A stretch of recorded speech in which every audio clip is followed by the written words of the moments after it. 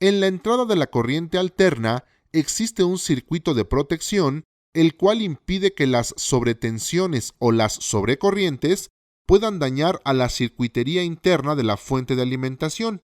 Este circuito de protección está formado por fusibles y varistores. Estos se colocan en paralelo a la entrada y su función es la supresión de picos.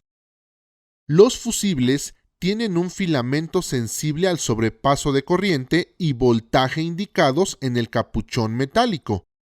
En caso de sobrepasar estos rangos, el fusible se abre para proteger al resto de la fuente.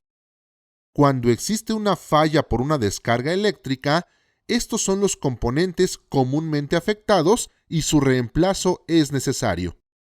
El circuito de rectificación de entrada puede estar formado por un puente de diodos y su función es la de eliminar el sentido negativo del voltaje de corriente alterna de la entrada. El daño en este componente se observa en el centro con una quemadura. Posteriormente, pasa al circuito de filtrado, que está esencialmente conformado por capacitores electrolíticos de alto voltaje, los cuales tienen la función de reducir los ciclos del voltaje para proporcionar una señal menos variante.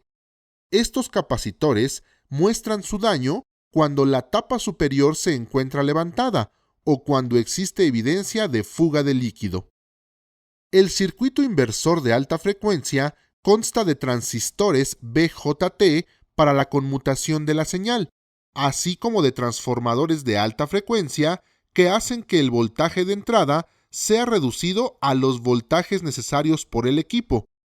Realizan conmutaciones rápidas para generar señales de mayor frecuencia, normalmente en el orden de los kilohertz.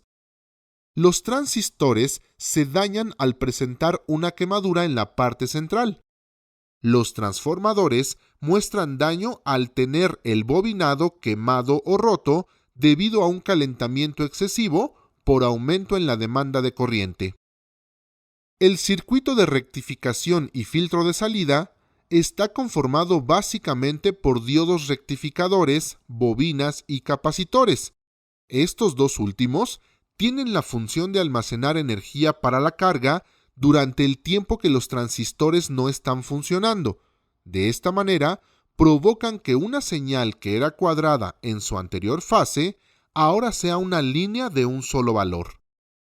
Las bobinas cuentan con un material magnético típicamente ferrita en el centro para incrementar su inductancia. El daño en las bobinas se refleja al perder el aislamiento que recubre el cable, provocando que ésta entre en corto y pierda su valor de inductancia.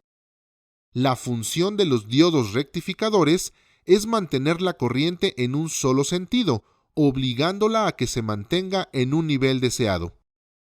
El circuito de control se encuentra integrado por varios elementos. Entre ellos, encontramos un circuito integrado de control, el cual contiene internamente un comparador que analiza la señal de salida de la fuente y la compara con un voltaje de referencia de entrada.